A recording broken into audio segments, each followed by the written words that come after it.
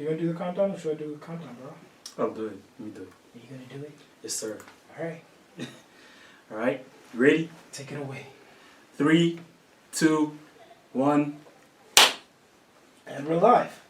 Welcome to my show, guys. Listen to this nigga! Hey, yo, it's his show. My nigga took it over for today. Say what's up to Mohau. Wait. Still Blitz or Mohau? Mohau Blitz. Introduce yourself. What's your name? My name is Mohau. Yeah. AKA Blitz Mokwena. Full man.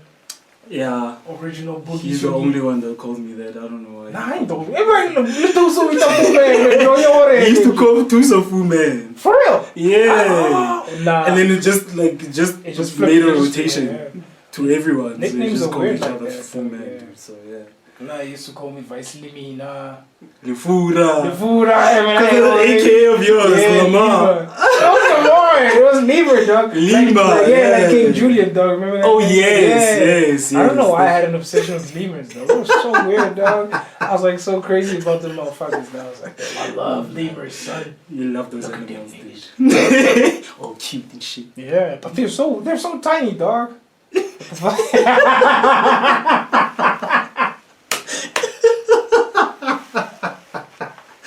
Oh shit! Oh my nigga, damn, dog. But you do want to poke animals, but some of them niggas will bite your fingers off, dog. Yeah, of course, bro. Like you can't do that to like apes or like monkeys and stuff. Oh shit! I'm scared of those niggas. Those motherfuckers very strong, dog. Those guys will probably like tear off your finger or something. Exactly, dog. So, Move the mic closer to you. So we can get you in the mic. So we can get your audio. Can you hear me? Can you hear me? Mic test 1 2 1 2. Yeah, I probably can hear me. Are you sure about that? Can you prove it? Do you know how hard it is? Do you know, Dude? the Muffin Man? The Muffin Man is like, bro. Did you ever see the Muffin Man in Shrek? They never showed him. Nah, they didn't. They just. It was just like a rumor. It was just a rumor. Yeah, it's just one of those guys. But did you see the Muffin Man, or is he a cupcake? The guy in Adventure Time. That buff dude, he was so jacked, bro. Oh yeah. He was so buff, bro. That's just the Muffin Man. Yeah, I think he was definitely beating Bubblegum's cheeks. Because he looked old enough and he had a mustache and everything, though. He was definitely giving Bubblegum the meat. Yeah, probably. Definitely, Yeah, probably. Yeah. I also think so, bro. Yeah. Yeah. See? Yeah. Fucking weird being a cartoon, man. Dude. Imagine if your life was a cartoon. And you were just watching Super Jail right now. Yeah. That shit was insane, bro. Like how does somebody think of something like that, bro? People like, are fucked up, man. dude, People are out of their mind, dude. Because like I think for me, watching it feels like you're on a trip or something. Yeah. You know, like I've never been like on a trip that was like that visually strong. Mm. Like most of my trips have been like very bland. I mean, like it's a weed high. You know, you just feel like you just like it feels like your body's there and you're just chilling out there, you're looking at yourself like, look at this guy. Like 5'2" comatose. Exactly, type of thing. Yeah, man. It's so Yeah. weird, but like watching. I've had a mushroom high, but it wasn't. Oh yeah, how was it? It wasn't intense, bro. It was just. How did it start? Do you remember how it started? Just tingly all over the place. Yeah. Yeah, I was just like, what the hell is going on? Is this my body? Yeah. What's going on? Yeah. You know? Like, But it wasn't hectic because I think we didn't consume it the way that it was supposed to be consumed. Because you know, like with the mushroom, it has like the head on top and then like the stem. So you're basically supposed to eat the whole thing and the stem. Yeah. So we just only ate the head because we thought it was more I don't know where we came up with that. Who are you with? Who are you doing? I was with my homies. Yeah, and funny enough, we actually went to the strip club. After that? Yeah. Oh, man, how was that shit? I've never been to a strip club. That was intense, bro. Yeah? It was actually nice, bro. I won't lie. Yeah, it was all tingly. I do recommend you doing shrooms and going to a strip club. Yeah. That sounds like an experience to remember, man. Yeah, it is, dog. It is. Oh, shit. Yeah. Did you steal some tens on the hoes? Why would I? That's what you do at the strip club. What, you threw coins at them? Yeah, I made it hail, dog. Oh, shit, man. Nah, I'm kidding, bro. Nah, I'm kidding. Damn, son. Nah, I'm kidding. Got some 10s, 20s. Oh, yeah, that's but nice. no 50s, bro. No 50s. Oh, that's a lot. Motherfucker. We're not there yet. true. We're not there yet. Yeah. We're not there yet. Yeah. lap dances and all that stuff. Yeah. You got a lap dance? Yeah, bro. Oh shit. We all did. On shrooms, it was like the booty was going like. I was like, it looked like an ocean, son. That must be so trippy, bro. But that's what I'm trying to tell you. Like the high of the thing wasn't like that trippy. Like I wasn't seeing any waves or anything like that. It was just like a weird. Like my body just felt weird. Yeah, like, it was that's like all. tingly. Like every time I touched something, it just felt like a vibration type thing. And I don't know if it was because of the music that day, because you know it's a strip club. Yeah, exactly. It's kind of like a club. You know, it's just loud music. Shit, man. Commentators there. And now They coming do to the that? stage, Lucy Cheeks. You just see Lucy Cheeks there. Give it up for Lucy Cheeks. Serve her kids right. Now they do that, but they have to announce. Wait, do they tell you that they're like you need to pick? Okay, wait. Oh, they're just saying they're announcing that she's coming on. Yeah. That's all they do. Yeah. Like if like the stage is empty and then like somebody just finished like dancing. And Do they pick up their money when they leave? Yeah, of course, dude. You know, just you know. And then there's just that awkward guy there on the other side of the thing, just looking at a butthole like. What? He's looking. Yeah, on her, bro. Dang, yeah, you're laughing too hard. Bro. What the hell's going on, son? But yeah, bro, like the strip club was actually pretty dope, Yeah, pretty sounds dope like an interesting experience. experience, bro. Yeah, but it's expensive, bro. Like, even getting in was like entrance fee. What? And then like you know like because you're like you're in a confined space. Oh, sorry. You like the booze, for instance, is much more expensive there. And all that. So. Okay, so I gotta make sure I keep pouring water in this thing so it can keep smelling nice in here. Yeah, it smells very nice in here. It's jasmine, bro. It's jasmine. It smells very zen-like. Yeah, on the Octagality podcast, we keep it zen, man. You know what I'm saying, bro? We shout your good vibes, man. Don't come here with your bullshit, man. Yeah. Try to talk to me, brother. I feel like I can talk shit and meditate at the same time. That's what we're all about, bro. You know what I'm saying? You're gonna be sitting there in your lotus position. Yeah, all zen like how weird would it be if I had just like meditated and started like levitating? Fuck. I'd be freaked out, bro. Like, what the hell is this? Exactly, man. Podcast over. It's over. Stop. You're using witchcraft right now. We get you with this. Turn it off. And you just turn it off and just like start kicking your ass and shit. Yeah, man. But if somebody levitated in front of you, I don't know how I'd react, man. I'd probably be freaked out. I'm like, nah, that can't be real. Yeah, I'd be more curious than freaked out though. It's like, how does the science work? It's weird. I don't like. Yeah. Yeah, like how are you doing this? Yeah. Like a David Blaine. It's witchcraft. I mean, with David Blaine, it's dog. There's nothing else to it. That is witchcraft. Yeah, no. Peak witchcraft is bad. Yeah, no, true that. But I don't think if somebody is able to like meditate to a point where they can like do something that amazing, I think we'd have seen at least a couple of people do it. Yeah, true. But then, seeing as like the whole art of like meditation like originated in like China, I don't think we would have seen it because you know how Chinese people are, like to keep themselves like closed off. Yeah, they did that. So. I think sometime in history. I think I'm not even sure during which era, which dynasty it was. They did close it off. They did close themselves off from the rest of the world. Like there was a point where they were going out and they were like taking their boats and they were extracting like cultural practices of people, spreading religion, spreading ideas, all kinds of like wonderful shit. And then there was a certain point in time where they just closed off from the rest of the world. And then they also did that as well in like the last couple of years. That's why they're so powerful and that's why they're such a powerhouse right now. Because they turned themselves into like industrial like powerhouses where they just mass manufacture everything. You know, like almost you're at least wearing one thing made in China, and that's just like crazy to think about. Yeah, true that.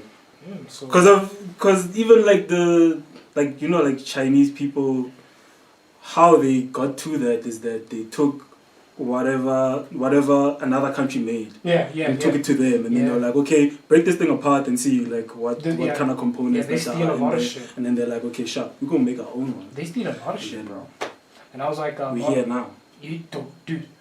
I was like, they steal a lot of shit. But wait, before I talk some shit about them, let me say something nice.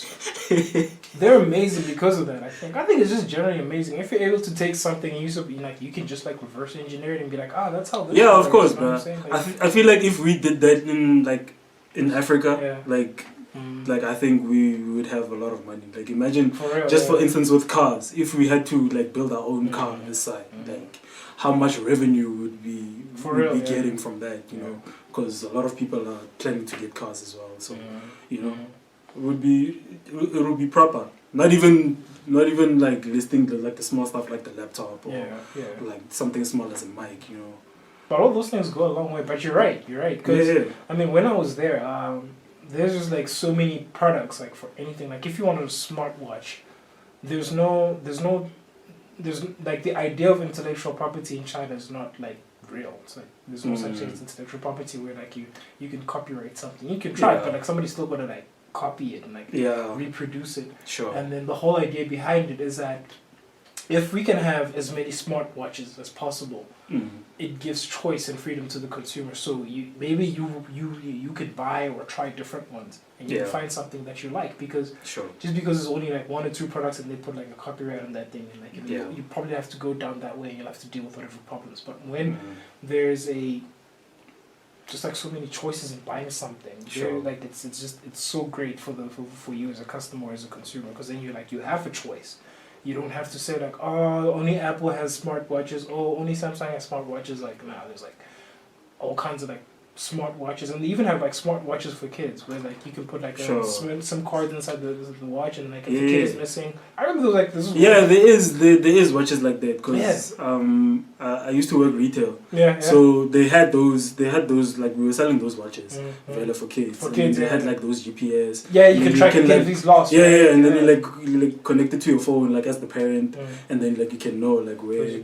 Even like an emergency button as well. Like if like maybe let's say the kid's in danger.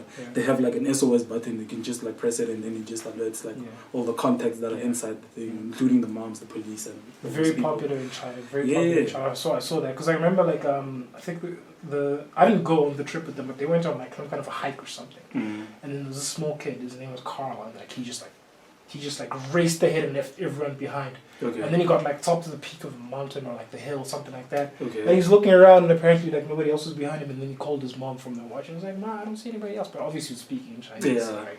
He's like, "I don't see anybody else around me," type of thing. And they're like, "Yeah, just wait there." And then like people caught up later and they're like, "What?" But I mean, like, you know, it was like such a. They didn't have to worry too much about it because they're like, okay, you could contact them, but also because like it's generally a safe country. You know? One of the trade-offs about like living in China is like you'll be very safe, but you give up a lot of freedoms. Like, so you can't talk shit about the government. So right now, if I'm talking smack, as soon as I like land through one of the boarding gates, they're like, there he is. Yeah, exactly. You'd be like, there he is. This way, sir. It's like, fuck. Handcuffs, there you go to jail. Like, did you talk shit? What did you say? No. I was saying like, man, I mean it. It's just a joke, bro. Like, fuck out of here, get in there. And they disappear niggas, man. Like Jack Ma, he was criticizing the CCP's policy on like financial like freedom, like giving people like let me check actually what happened because I know he did like. So there's like zero crime there. No, there is crime, but it's like it's not like petty crime like there might be petty crime. You can pickpocket and things like that, but nobody's gonna like walk up to you and mug you. Like, robbery is like very rare if it ever happens. Because like you live in one of the big cities and it's like it's so safe, dude. Is it because of the camera elements? Yeah, that because there's like always there's just like cameras everywhere. The police are like so efficient, dude. Like they follow up now. Like if you call them, they'll be there within like the next 10 to 15 minutes, maybe even like less than that, depending on how far out they are. So, I mean, I told you the story about me like getting like getting custody, right? Like, getting lightweight arrested. Yeah, that right. So because of that, it was like. Well, it happened the previous day, and then the next day, like around like early in the morning, like they came over and they're like, "Hey, dude, come here." And I was like, "What?" And they're like, "Yeah, we got you, bitch." Like, but it all happened so quickly, like you don't even know like what is going on. You don't have time to think about like what did I do, because like it could have happened so quickly. But their response time is pretty great. I think their response time. Nah, that's proper. They're a very secure state. Like you feel safe in China, man. Like you can even walk around drunk. Yeah, it's not illegal, but you can't drive drunk, obviously. Yeah. You know, you can drink in public. You can get drunk in public. Yeah, I was about to ask you, like, can you just like the Hell yeah, hell yeah. You just buy beer, you just chill. What's up? Hey, but we do that. We do this in the hood, right? Mm-hmm. Yeah. So, alright, check it out. It's on MSN. Jack Ma, one of China's most successful and outspoken tycoons, criticized the country's pawn shop financial regulations and state-owned banks in an incendiary speech in Shanghai in October. And then... So this guy disappeared, basically. Hmm? Yeah. Like, the Chinese government was like, nah, you're talking too much, bro. 3 months, bro. 3 months, like... no online presence, nothing. Nobody knew where he was. Just disappeared. So wait, was he in China at the time? He was still in China, yeah. So they abducted him while they're still in China? Because I'm gonna say abducted, because... Yeah, I don't know if they abducted, but they, like, I mean, I don't know, because like, it could be like... Because I can just imagine, like, they just rock up into his house, okay, he's sleeping. They probably did. Did that No, thing. they didn't do that. No, they make it very, like, in a weird way, a lot of people, like, it's like, if it, like, once he disappeared, probably a lot of Chinese people knew what happened. They're like, oh, okay, like, he criticized them. We know where Jack is. We don't know where Jack is, but we know where Jack is. Okay. We know who has Jack, kind of thing, right? And it's not just him, but like, I mean, even like a lot of people that came before him, people who would like would speak out against the Chinese government's like human rights abuses and things like that, they would get disappeared, bro. Like you'd just like, I'm not gonna allow it. You just chilling one day with your friends like here, and you talk some shit. Within like maybe a week or the next few days, they'll confront you. They'll tell you like you're disturbing the peace in the country. Okay. So we're gonna take you. We're gonna arrest you. They might even trial you, or they might put you in like a disciplinary hearing. Depends on like your status as a person. Okay. Like obviously, the higher, like the richer or like the more influential you are, the more likely they'll just like put you under house arrest. Because there were a couple of people, I forgot her name, but there was a couple of dissenters in China. People who like who wouldn't keep quiet about Tiananmen Square. Like, is it like, has there been any cases where a guy spoke trash about China, right, and then disappeared for like 3 months, came back, still talk trash about China? No, you wouldn't dare. Kill it. They'll kill you. That makes me wonder what they do like during that time when like you are house arrested or wherever you are. Yeah, because as soon as Jack Ma came back, I think he apologized. He wrote a public statement. Probably something that they wrote for him or they made him write something. I don't know. Yeah.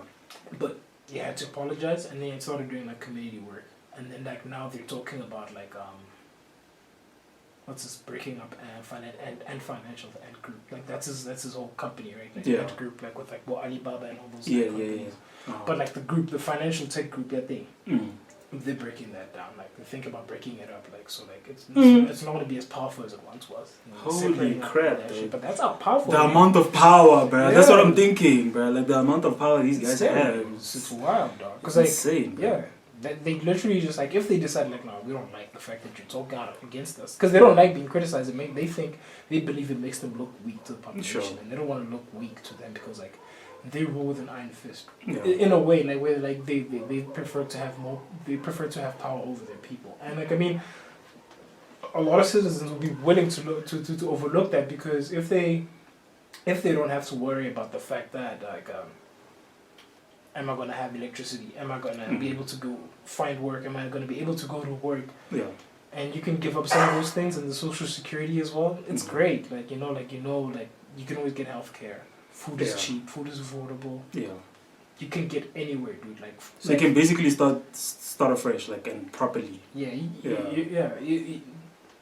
sort of take care of you, man. You know, so it's a very good country to live in, personally. But like I mean, like, when it comes to like democracies and your freedom wise, you might have to compromise a little bit. But even when I was there, like I mean, I couldn't think of anything that I couldn't do.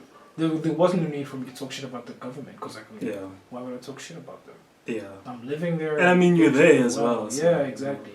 You don't want your mom calling you and then not going through what's going on. Next time you see me, I'm all skinny. Joey. I'm okay. Exactly, darling. Can I have some food? No. Yeah, no. Yeah. But it's wild. I even went to like Beijing. When I went to Tiananmen Square in the Forbidden Palace, it was so cool because that place looks dope. Like, do you see the picture? Architectural wise, it looks beautiful. It was so amazing because like you just see like military personnel chilling there all day long with their guns and shit. They'd be like chilling in these like glass booths, and you just be chilling there with this gun, like doesn't even move an inch. Like the London police. Yeah, almost like them, kind of like those guys. Where they'd be like, they'd just be chilling there the whole day, and you could be walking around and you're just waiting for shit to go down. Yeah, they're just like keeping guard, keeping alert. I don't know if it's like for display purposes, but it's such a weird thing. But like it was still cool. I was like, damn, that's amazing.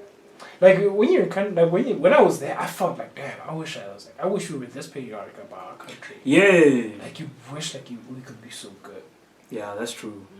But hey, there's too much freedom this side, bro. There is too much freedom, bro. Yeah. I mean, you can talk ill about the government and there will be no consequences whatsoever, bro. Like. Well, some people, like journalists, I think a lot of journalists get oppressed in South Africa. You think so? Nah, but I think that's because of other journalists as well. They just like, nah, bro. Like, let me see if I can find it. But like, you're talking smack, bro. I wish I could find it now, but let me just Google search first. Okay, let me just give background to this. It wasn't even like journalists, but like if people speaking out, especially against like mining rights. So I think it's in KwaZulu-Natal, somewhere in KwaZulu-Natal, where there's a community of people who were opposing some like a mining project in the area that they were living in, and then people started dying. Like so imagine there's a company obviously that owns that shit, or like that wants to buy up that land. Okay. And then there's people like blocking it. Like, okay, well we rely on this land for water, for food, and things like that. Okay. So there's gonna be a conflict, and then like they can't get access to those rights. So conveniently, there's a third force that shows up, right? Yeah. There'll be like people like who start killing people, start beating up people who speak out against Yeah. that type of thing. And this is actually happening in South Africa, dog. I was like, my mind was blown. That's insane, bro. Um, Why is that kept so under wraps, bro? Because like if there was like, I don't know if it was on the news, but if it was, I think it would be like largely spoken about. Because it's such a rare occurrence that something like that happens this side. Dude, yeah. Daily Maverick. This is a 2016 story. To understand Fikile Nshanga's murder properly, we need to pull back the curtain and see her death in broader context of escalating violence against rural people who attempt to assert their rights in the face of corporate and state intransigence. On Thursday, 22 October 2020, we received the terrible news that Fikile Nsangane had been shot and killed in her home in Opondwe, KwaZulu-Natal.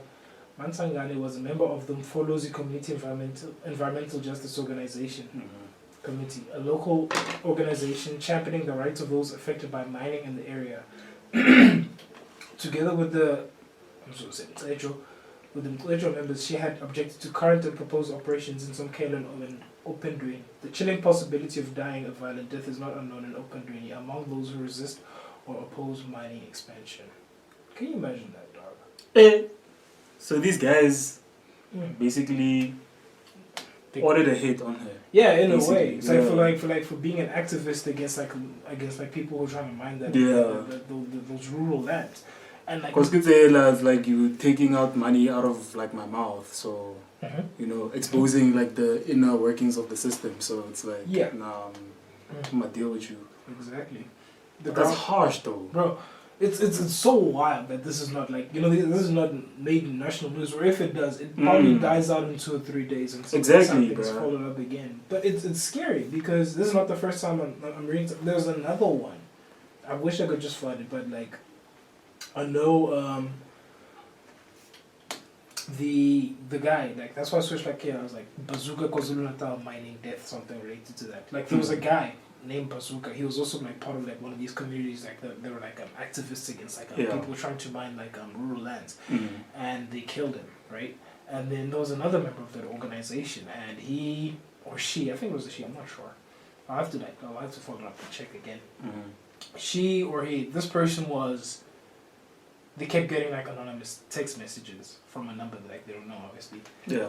And they're like, keep protesting, keep keep interfering, and you're gonna end up just like Bazooka, and Bazooka's the guy that they obviously killed. Yeah, so basically threat. Yeah, no, there's a mafia in South Africa. But like, I mean, this is the craziest thing about South Africa is like we can look at all this shit, and it looks like, you know, like it's so weird how it works, how like your peripheral everyday life is like, you know, it's because like mainly you're living certain like your sphere of everyday life is like limited to very basic things. Like, I mean, you can hear about like a house breaking, you can hear about somebody getting mugged, you can hear about somebody getting hijacked. Yeah. There's certain crimes or like things that happen that just like make no sense. They sound so wild. It's unrealistic. Yeah. Did you hear about this dude in like Santon who got shot at by a car that was being remote controlled? Like they had a minigun. Yeah. Had a minigun and was like literally this guy was chilling in his car and was like some Nick Fury shit. Yeah, on some exactly like Nick Fury shit, like type of thing. Yeah. What the hell, dude? Yeah, bro. I couldn't believe it when I heard this shit. Way, I'm not lying. I'm not. What happened to the car afterwards? I think like it caught fire, self-destructed. Yeah, but it's not the first time. This is also something that happened in Iran. There was like I think it was like one of their military heads or something like that, but we'll check it now. But it also like Israel also used they suspect that the technology comes from Israel. Yeah. They used it on like one of the ministers in Iran. You know? Hey, that's insane, Joe. Dude, shit's crazy, bro. Hey, bro, living in the movie, man. That's drive by at the comfort of your own home. Can you imagine that shit? Dude, what the hell? Remote controlled car. Let me check that. Remote controlled car. You're probably gonna get those remote control cars and the toys and shit. Minigun assassination. Because that's what it was, right? It's an assassination. Yeah. But I mean, this is insane. This is what's fucking crazy. You gotta sound like conspiracy theory once you start talking about things like this. Like, no fucking way, one day. No way that's real. And you're like, bruh, it doesn't sound real. But like, this probably never even made the news. This is why it's so wild to me. Like, there's certain things that you'll constantly hear in South Africa. Right? Like, you'll know about corruption. You'll know about Eskom's feuds. You'll know about Transnet. You know about all these companies. But like, these kind of things where people are getting killed by like by mystery niggas. Yeah. And for mining rights, you don't care about. This is not as publicized as everything else. People that literally sounds like somebody that got killed by Batman. Right? Like, dude, it sounds so far fetched. It sounds like it's so fake, bro. Like so no, dude.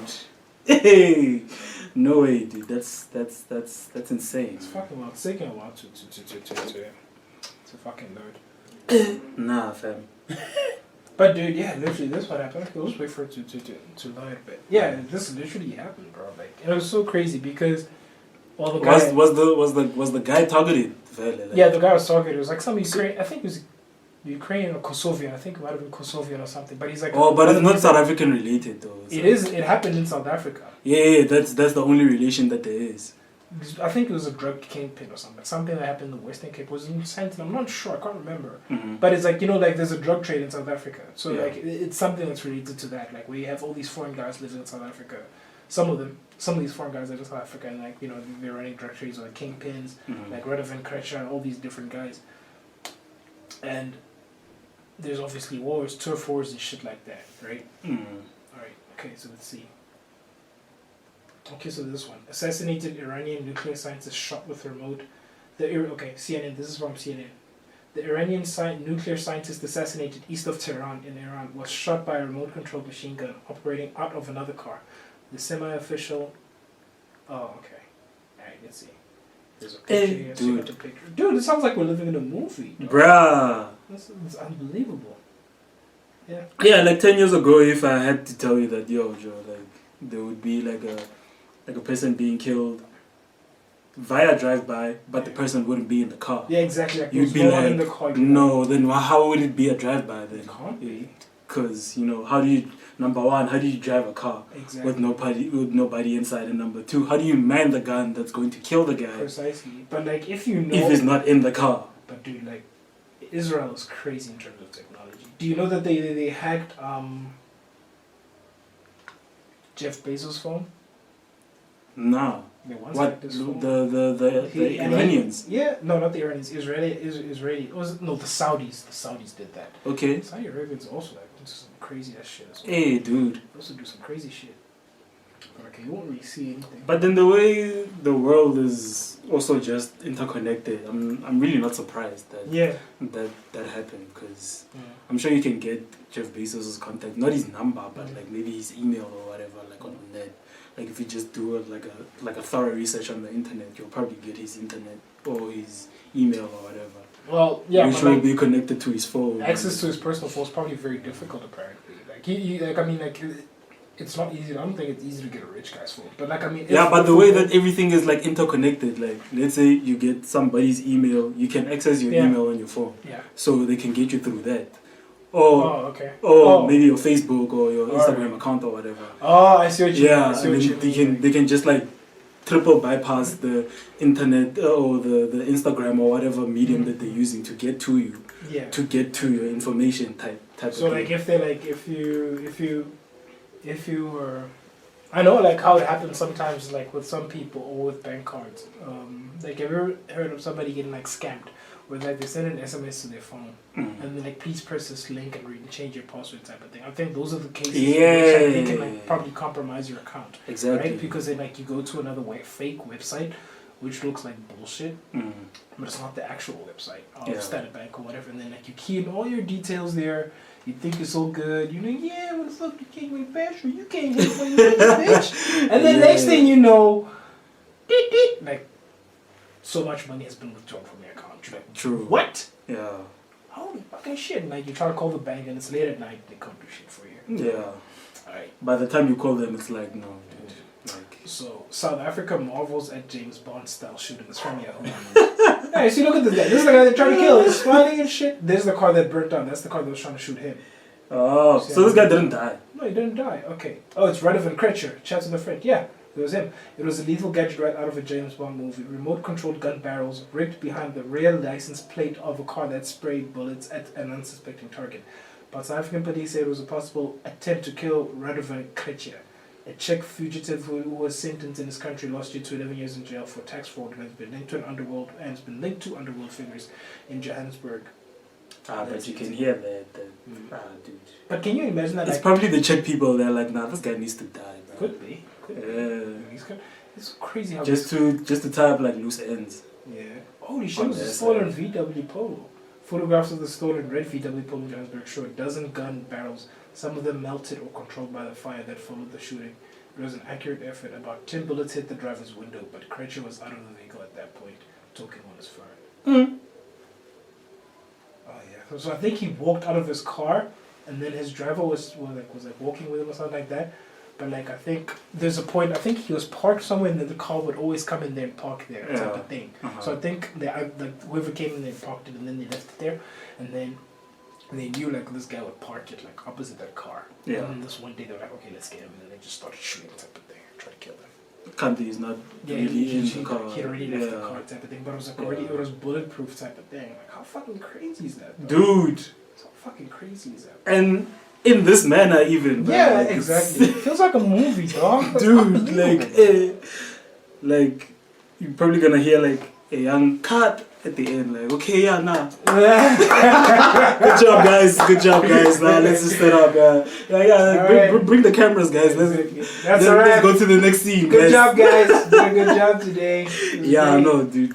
That's fantastic. These things are insane, dog. It's unbelievable, bro. Because you think like it sounds unthinkable because like of just like the simpleness of your everyday life. Yeah. Where you just like live, bro. Like I just wake up in the morning, I go buy bread. Yeah. Jog, walk, whatever. Yeah. And I come back home and that's that. Like, you know, that's like there's only so much crazy shit that can happen in my day. Yeah. But as soon as you start because of your normalcy exactly. Like your pattern that you follow. Yeah. On your day-to-day basis. Right. So there wouldn't be so much out of the norm things that will happen. Like even though they do happen, but they'll happen like maybe once in like a few years even. Yeah. My sister thinks she saw a UFO once. For real? Yeah. And she said she was in like Tembisa. Like she was walking in those like during the day. She said like she was walking with like I think my cousin Nelly and another friend of theirs, Palesa or somebody. Yeah. And then they were like she says like she looks up and there was like something like a lot of like bright lights shining and then it's just like zing! But like it didn't make any noise, it just like zoomed off. But it's like, I mean, I Oh, don't know shit, if it's true, but like, she says like, but the way she described it sounds consistent with what like the U.S. like government, the U.S. military like, described as UFOs. Okay. Have you seen the videos? Like the flying saucer Yeah. with the lights. Yeah. No, not with the lights. So what happened was they were out at sea. I think they were doing like a military exercise or something with like jets, with the fighter jets. And then I'm not sure exactly what happened, but one pilot was flying out, and then he says like there's a bogey, like like something. Yeah. There's a video of it. We'll watch it now quickly. Yeah. There's actually a short bit of it, but like they see this thing and it's like okay, they try to contact it, doesn't respond.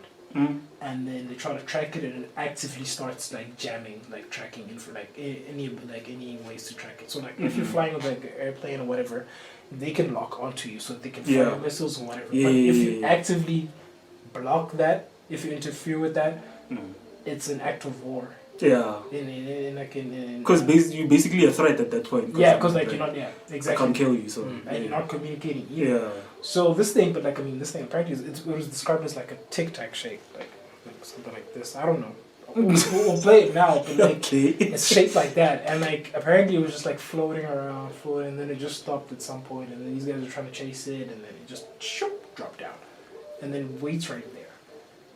And like as they drop and they're trying to go into it and like trying to like follow it, and then it just like shoots off. But I mean like outer space shoot off. I think it went up or into the ocean. I'm not sure. Okay. Because like apparently there's reports that they do go into the ocean and go out and they straight into space or whatever. But the speed at which they move is like nothing like we know. Yeah. Because if you look at a jet like has a heat signature. It's like if it's flying, you can see the fires like shooting. Yeah. Up. Yeah. It's like okay, using fuel or jet. whatever. Yeah, it's a jet, right? But this thing is nothing like that. So like when they're turning on like the infrared vision on the jet to like see what's going on, like with this, like why is this thing flying this way? Yeah. Nothing. Couldn't see. Yeah, so it didn't look hot. So it means like this thing. So there's no fumes or anything like that that's basically propelling it to actually fly. Exactly. So because like even birds, even you look at a bird like on infrared will have heat. Yeah. So it's not a bird, but because of the flapping nature. Exactly, and it's just like a mammal. It's warm kind of friction in a way. Yeah, it's warm blooded and shit like that. Yeah. But like I mean, for them they were just like, well, what the hell is this thing? Yeah. And like, they put the video. I'll show you now. But check out this article about Jeff Bezos. Jeff Bezos hack. Amazon boss's phone hacked by Saudi Crown Prince. So they know who did this? Yeah! Because he got a message from him. Jeff Bezos had his mobile phone hacked in 2018 after receiving a WhatsApp message that had apparently been sent from the personal account of the Crown Prince of Saudi Arabia. Sources have told The Guardian. The encrypted message from the number used by Mohammed bin Salman is believed to have included a malicious file that infiltrated the phone of the world's richest man, according to the results of a digital forensic analysis. This analysis found it highly probable that the intrusion into the phone was triggered by an infected video file sent from the account of a Saudi heir to Bezos, the owner of the Washington Post. Boom. How crazy is that, bro? Bro. And that time he was using an Apple. I think the name of this like software that they use to like hack into people's phones is called Pegasus. Let me just like pour a little water into this thing. So we can keep having the room smell nice, bro. Smelling all zen like. Where the hell is that bottle? Where did I put that bottle of water? Yeah, that's insane, bro. Cause now, Joe, people. That's what I was saying, bro. Like, I think it's kind of easy to hack people nowadays, compared to when it was like back in the day, because you have so many things that branch out of your phone, like your YouTube, your what. People can just like send you, like, even with the video, I'm sure it was an email. Send you an email of the video, you click on the video, I got control over your... I'll tell you about emails right now, bro. Right? I've got so many hot milfs that are trying to fuck me in my emails, man. Is it? Yeah, you see? I'll show you. I got a lot of crazy, I got a lot of hot milfs that are trying to fuck me. Them scams. Yeah. Them scams are insane, bro. They're like, Wendy, we know you want us. Click on this link and look at my things, man. Just look at it. I know you want me one day. And I'm just like, I'm looking at it sometimes. I'm like, I don't know, bro. Do I really want to look at that? That's some catfish right there. It is catfish. It's fishing. It's fishing. Right? Yeah. Let's see. PH fishing. Oh, yeah. there it goes. Hot affairs. I want you in my pussy. How fucking crazy is that? How fucking crazy is that? Holy shit, dude. Yeah, so, like, I remember reading one that tried to threaten me, like, we saw you. Let me see, I'll probably... Even have your Instagram name here, Joe. That's when you know. Dude. That's not, where? No, that's not mine. No, my Instagram name is 1D Rabs. What's that? It's Brother Wobbs now. This is my email. It's my email address. Oh, so it's in my emails, like, yeah. Yeah. So it says, girls peach emoji, having hot fire emoji sex. Yes, asterisk sex, like, fuck now. And if you click this, I'm not a click here, but if you click of course not. Let me right click it and show you something. Okay, I'm gonna copy the link and put it in like in my notes or something. Where are my notes? No. Okay, it's on desktop. Put it in your sticky notes. Yeah, no. Because I mean, it's. I might find something suspicious in my sticky notes. Yeah, all kinds of incriminating son. I'll be writing all my juicy texts there. Yeah, but look at this. Storage.google API is first project ABD. The fuck is that? Dude. You just know it's just trouble, bro. Nah, it's just trouble. It doesn't look like there's hot vagina sex there. There's no hot vagina sex. There's lying. You guys are lying to me. There's no hot facts. Liars. None of that now. Yeah. But it's crazy what you'll find in your spam, man. It's just like insane. Actually, don't go through my spam, bro. Oh, you should. You'll have a laugh. Like when I get bored, I'm just like waiting in a queue or something. I was like open my spam and start laughing. Let's see. Let's try to find another one. You are our winner. You are our winner. Quick. www.gmail.com. You have been selected to get an exclusive gift. To qualify for this special offer, simply complete our 30-second marketing survey about your shopping experiences and select your prize. Estimated time of delivery, 1 day. Okay. Look at this. Look at the email. YD. What is that, dude? I don't know. Doesn't even make sense. BBG. It's like somebody said, okay, I'm just gonna create. It's a bot. It's probably like one of those bots. It's either a bot or like a temporary email. You know, you can make a temp email. Yeah. I think it's one of those where like, you're just like, somebody's like, okay, I'm just gonna like. Yeah, all bot emails, man. Yeah, some people fall for it, man. Some people fall for it, bro. Yeah, and I feel like it's like older people. Yeah, unfortunately. That fall under that because I mean they're not as tech savvy as we are. You know, like we grew up with internet basically. Exactly. Not maybe in our phones, but like we had laptops that could go. We had internet cafes. But it's weird. They didn't have those. Yeah. They didn't have those things, bro. But like it's funny. My dad started using computers before I did, but like I'll still be showing him things now, right? Yeah. And it's so weird how I can just look at a website and be like, okay, no, that's this fake news website, or that's phishing, and then they'll look at it, but like they'll be like, what? Free McDonald's. Look at those buns. Exactly. And I'll be like, bro, they haven't advertised it on TV. They haven't said anything about it in stores. The best metric you can use for if something is fake is to like check on their actual website. Yeah. See if the promotion is there, or talk to a friend.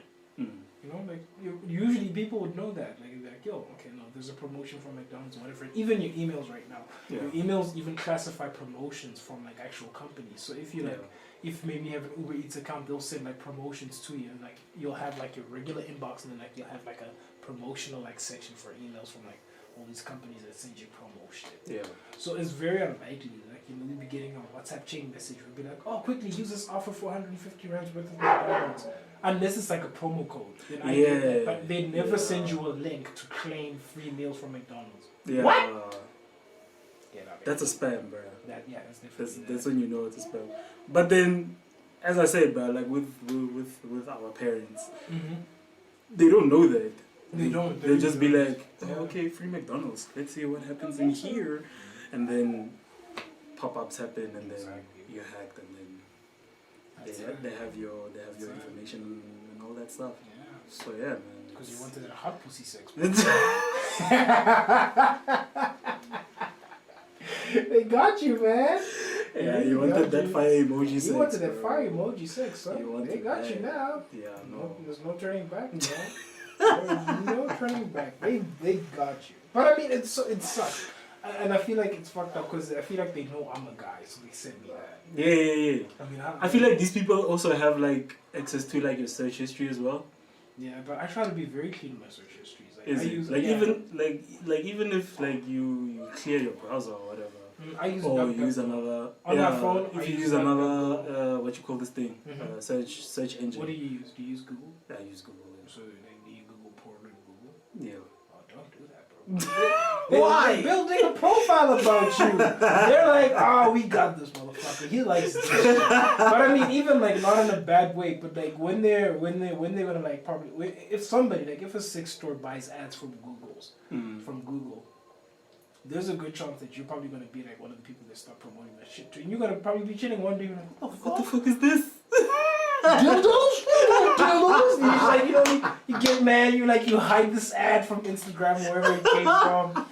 That's what they do with that information. Oh, like, man, he visited yeah. this, he spent so much time on this. Oh. But it also does make sense because of what like Mark Zuckerberg is also doing. Yeah, like, he's such a... taking information from like your search history, Yeah, from your, so disgusting. and just basically marketing things to you because of based on like your search history as well. Because they create a profile about you, so they'll be like, we're gonna put okay, this is this guy's phone or this IP address or whatever, and then they'll obviously not like write your IP address or whatever. Yeah. But they'll give you maybe like some serial number as your profile, and they'll be like, oh, okay, this profile spends so much time looking at like puppies on Google.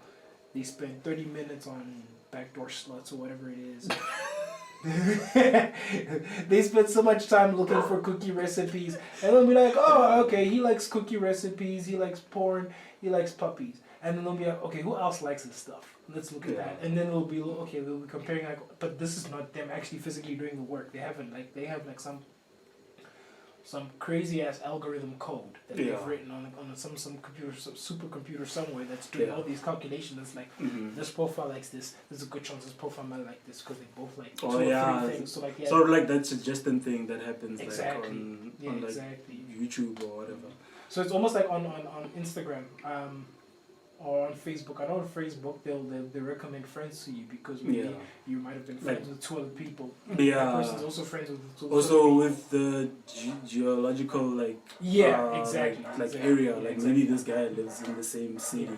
IP addresses. They'll be looking like, oh, okay, where's this person based? That's why I always keep my location off, but I don't think it helps. I just keep it off because like it drains battery anyway. But it's just creepy how much they're trying to learn about you, man. It's so exactly. It's insane. Bro. Because then you don't get to learn about new things per se.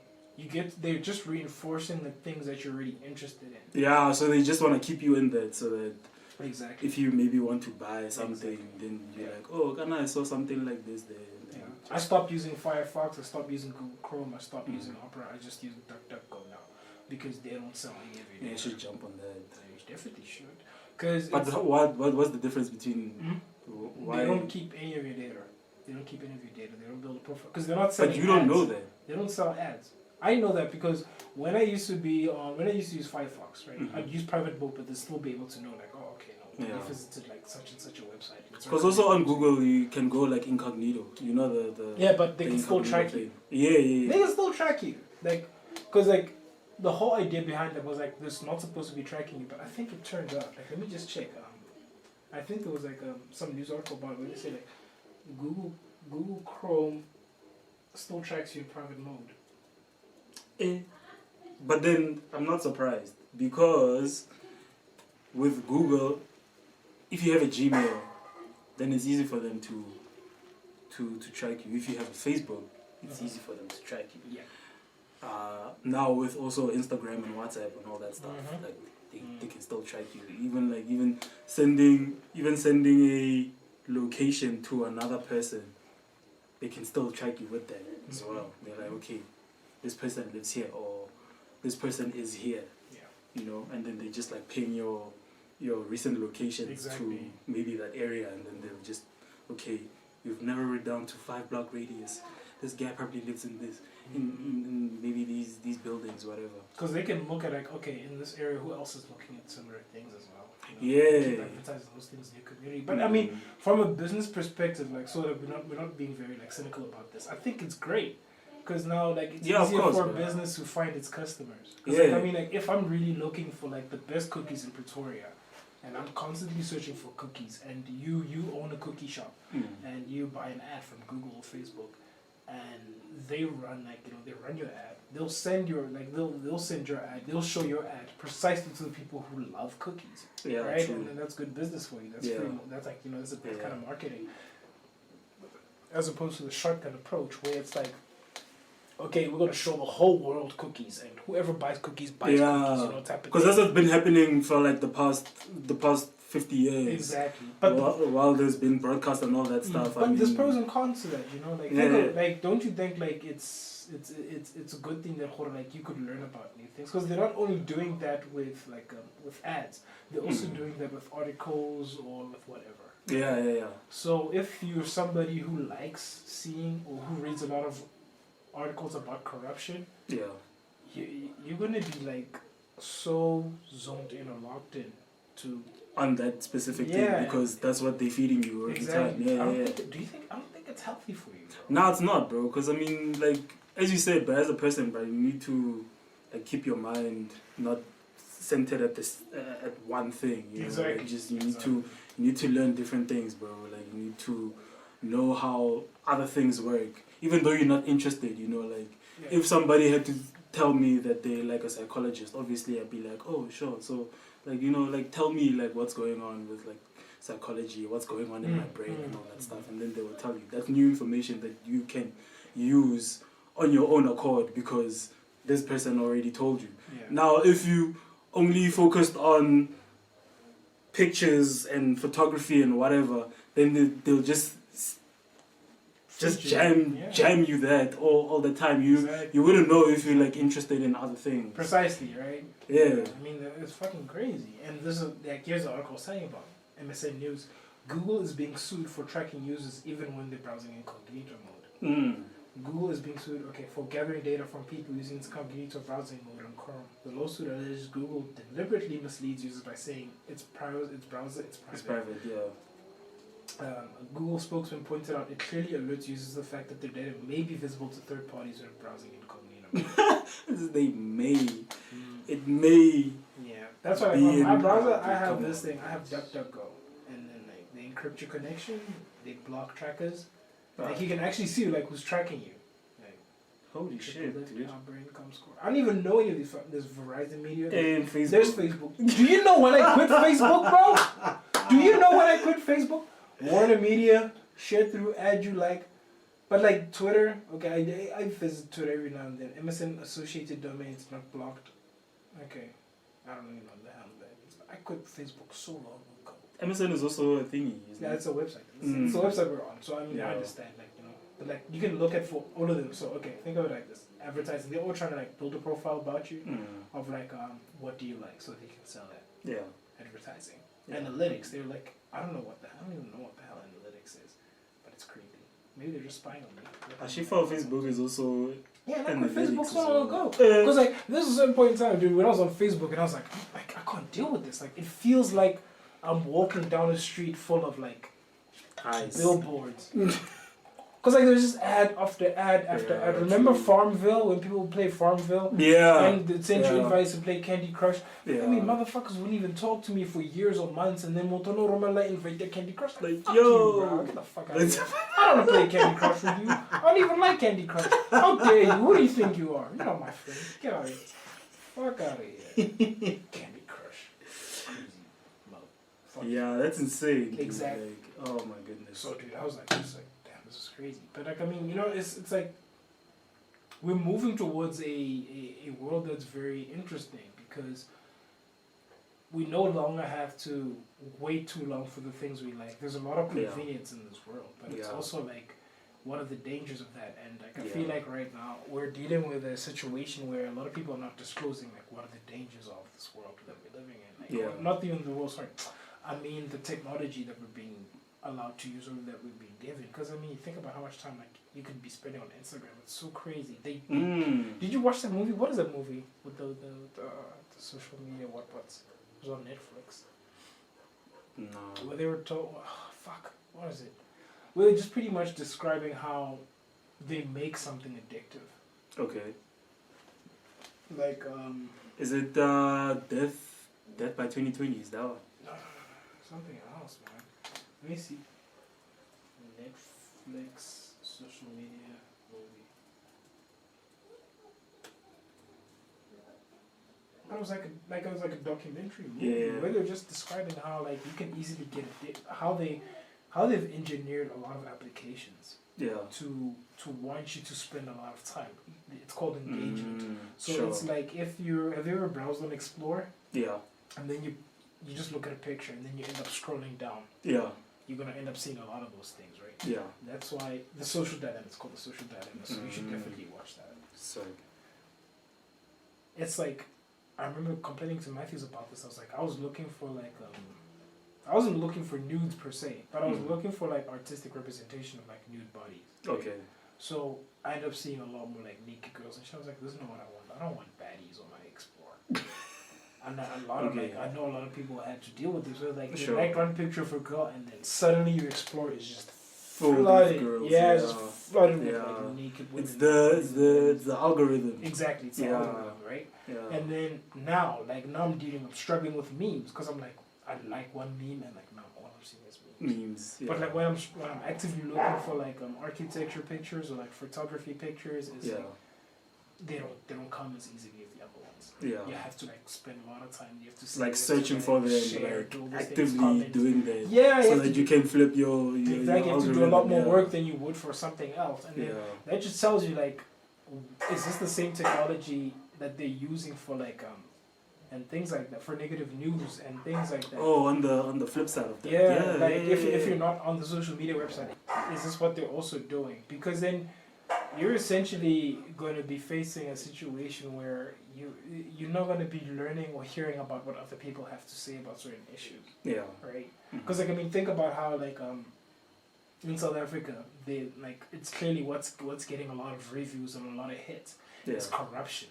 But not true. But not like actual serious issues of people where it's life and death, where they're fighting for like access to their own lands and they're being threatened. Like those people, in case that we just spoke about a couple of minutes ago, like those people, right? It's scary because then essentially you have these big companies with this crazy technology who can just say, well, we're only going to show you this from now on, and that's all you're going to hear about. Yeah. Right. Doesn't that scare you, man? Ah, dude. Yeah, it does, dude. Because I mean, these guys basically know what they're doing at the end of the day. Like, they could be showing you something that's not ill-mannered or whatever. Yeah. But on the flip side of that, that one thing that they showed you will probably prompt you to that ill-mannered whatever. So it will be like car accidents. Oh, and they're like cars on this side or whatever. Yeah. So yeah, bro, like these guys, fuck, dude, like they're insane, dude. So yeah, okay. Here's what Apple's doing to fight this, right? Because we don't want to bum everyone out and like, oh, it's bad. Oh, I think I read about that. The new Apple that's gonna come out. They have the ad blockers thing. Yeah. Where they block your ads and stuff like that. Yeah. So with that, they said that they also Facebook is actually boycotting Apple. They're trying because of that. Yeah. Well, they say like, well, this is what makes Facebook free, is that essentially like Facebook, because Facebook is allowed to track you. Yeah. Outside of Facebook. That's what makes Facebook. That's what keeps Facebook free. That's what pays for Facebook. So, but Apple emphasizes privacy, and this is why I'm thinking about getting an iPhone as well. But the emphasis on giving you privacy is that well, if Facebook can't track you, why are they tracking you all the time? Yeah. There's like as soon as I'm done. Like even if it's for advertising, but exactly. Like why are they doing it even when you're off the app? Precisely, right? Yeah. So okay, let me see. Okay, so you forgot to load.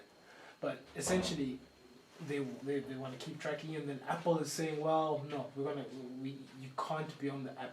We're gonna let you stay on the App Store. Yeah. But we're not gonna grant you an option, because here's how different app stores work. Maybe like Apple. I think Apple will say like in the operating system, when you install an application, I don't know if you've noticed in your phone, there's certain like features where if you go into an app settings, you can switch off its access to something. Oh yes, yes, right? yes. So for Apple's making a requirement for Facebook to allow users to opt out. Oh Being yes. trapped outside of the application. Yeah. And Facebook is fighting this, saying, no, you guys are going to kill small businesses. Yeah. Right? Yeah. So, I don't know. Could be valid, could be a lie. I don't know. But, like, I mean, they've got billions. I don't know if, like... Yeah, but, like, there's a lot of issues with this. So, because of that, Facebook is arguing that... Facebook is now waging... Okay, this is from CNN Business. Facebook is now waging a public relations effort to attack Apple ahead of new iOS data privacy changes that would make it harder for advertisers to track users, in a possible sign of just how much the social network views the move as a threat to its core business. And ads featured, no. But wait, but like, don't you think if Apple is doing this, then it leaves room for them to track you? Apple doesn't make money from them tracking you. They don't sell adverts. They just sell phones. So Facebook sell ads, right? Because like that's why. Remember I tell you, like when you're on Facebook, and I felt like I was walking down the street full of billboards. So it's like I'm seeing an advert for this. I'm seeing an advert for that. Yeah. That's on Instagram. Everywhere you go, it's exactly. Like, That's why on Instagram it's the same thing. You go on Instagram, and you're gonna see ads. Yeah. And that's what the whole. Even with like I saw it even recently, like when you even going like on a live. Yeah. Before you go into a live, an ad will pop up. Really? Yeah. It's gone bad now, bro. Like I've noticed that. Like even because I've seen it between not like a live that's happening now. Yeah. But a live that's been posted later on. So like you know like when a live is finished and then you have the option of like posting it onto your profile and then and other people can like watch the live, but it's not live. It was live before. There. You go inside there, an ad pops up. Yeah. And you have to watch the ad. It's one of those like YouTube. Holy fucking shit! But I had no idea they were doing that. Hey, bro, like now it's getting bad. Like, but I mean, here's the difference between like most of these platforms and YouTube. YouTube, you get paid for having an ad on your video. So right now, if you're watching this episode, there's no ads, meaning it's not a monetized video, unless I'm like I'm getting sponsored by like my sister. I'm saying, hey, photo pretty bold for makeup and all those things. Yeah. And then I'm getting paid for that, and then that's a promo. I'm not relying on YouTube for that money. Yeah. But if YouTube says, listen, you've got 10,000 views, you've got so many subscribers, we feel like we can monetize this video. Sure. Because every time somebody watches it, we'll pay you X amount of money. Eventually the money accrues and whatever, and you get paid, right? That's how that works. They're paying you for putting ads on your content. They're basically giving you the go ahead on like. Oh no, you're giving them the go ahead on them actually putting the ad on you because they will pay you for that. Exactly. Versus in like all these other social media, it's weird because it was like when everybody was getting onto social media, we were like, well, we didn't read the terms and conditions, right? Yeah, no. And like now we're too deep. I don't think. Yeah, I don't either. But I mean, even if you did, then like, when did you start? I started using Facebook around 2008, 2009. Yeah, same. What would I know about privacy at that point, right? Yeah, it was like I just because at the time it was like, oh, Joe, like these guys aren't gonna do anything with the information that I have. But I mean, like, yeah, for me. But like, I mean, at that time, I was like, okay, well. Like now I'm thinking back, I'm like even at that point in time, I just wanted to chat with my friends. I just want to be like socially like fluid enough. Like the interaction exactly. between you and your friend. I want to be on Facebook with my friends. Yeah. And then like I didn't know they were like tracking me. I didn't know they were gonna sell my data. Yeah, sure. I definitely would have felt differently. I would have been like, well, at least if you're gonna like listen, if you're gonna sell some of my information to advertisers, hey, give me a little bit something for that, you know? Sure. But like these guys are hoarding all of that money. Sure. And it doesn't just stop. It's just like it's so wild because it's like.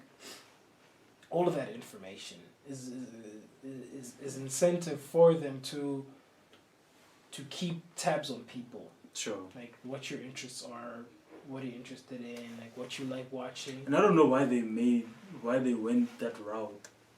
Because I don't know how else they could have made money. The direct marketing wasn't an issue back then because it was just like mass marketing. But you can charge people more if you can guarantee them that because this is the technology.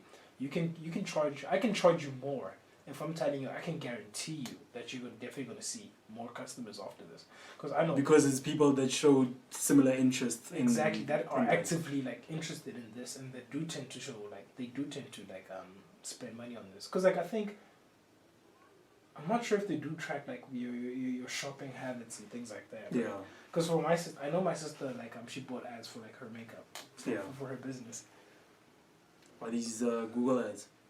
I think it was Facebook. She did Facebook, and then from that ad, I think she got like about like a couple like 3 to 4 or 5 clients for her makeup lesson classes. Nice. That just came in and was like, they bought the lesson and they're like, hey, I want to learn. So this thing is effective. It's good. It's a good thing. It's not all bad, right? Yeah. That's what I'm trying to say. But like the bad part of it is like this is the same technology that they're using to show you your interests. They're reinforcing your interests as well. So that means what like. That's why there's a big issue with fake news on Facebook, because it would be somebody, if you're in a group for maybe anti-vaccinations, you don't like vaccinations or whatever the case is, there's a profile about like somebody like that. Like, okay, no, this person likes this person likes this, and they're like, okay, here's news. Here's the news that talks about what you like. Okay. Right? And then that's all they show you. Yeah. So you would hardly ever see information dispelling vaccinations. Okay. Right? Just hold on. Bless you tenfold. Thank you, my G. So because you'd never see anything else dispelling fake news. All you'd ever see is like, vaccinations are killing 5 million people every day. Vaccinations are doing this. Vaccinations are doing that. You never see anything else that would discourage you from believing that nonsense. Because the algorithm behaves in such a way that it wants you to stay engaged in the things that it has identified as your interests. I see. Yeah. So that's the fucked up part about it. And it doesn't just stop there. Now this is causes like it's crazy. It's creating a lot of like problems all over the world. Where it's like you find there's genocides, instances of genocide. Like I think it was in Myanmar, where people were being killed because they believed because Facebook was like. Let me just check it out. Nah, bro, Facebook. That's why Mark Zuckerberg went through so much backlash because of what he did with him selling information to Trump. Because that shit was uncalled for, bro. Because how do you sell information on people that don't even know that you're selling information to? I'm not sure. What do you mean? What happened? Scott Zuckerberg sold information information to Trump's campaign people from Facebook. Oh, yeah. To target like voters. Exactly. Yeah. Okay. And like where these people stay and all that stuff, because there's like locations on like your on your Facebook. But I mean, is it a bad thing? Because like it's like what it didn't have negative consequences. Yeah. Yeah, but I mean, which it wasn't bad, but like obviously. Is it bad because it's Trump, or is it bad because it's a bad thing? It's immoral, dude. How is it immoral? I don't think. Because you're not asking these people to say, okay, I'm gonna take your information and give it to Trump so that he can use that information to target. Okay. Yeah. Okay. Well, okay. Unless we're talking about like what kind of information is being sold to Trump. Like, is it like information about like I don't know. Like it was them. I think it was personal information. Yeah, I think it was personal more interested information. in that, like. I thought it was. I think it's personal information. I'm not sure. I need to fact check myself on that. But I think it's personal information, like your age, whatever. Yeah. So basically, I think it has to do with how his campaign. He can basically get like maybe a Ntonanyana in the hood to vote for him because of this kid's likes and interests type of situation. Okay, we'll check it out now. Yeah. But okay. What the hell is this?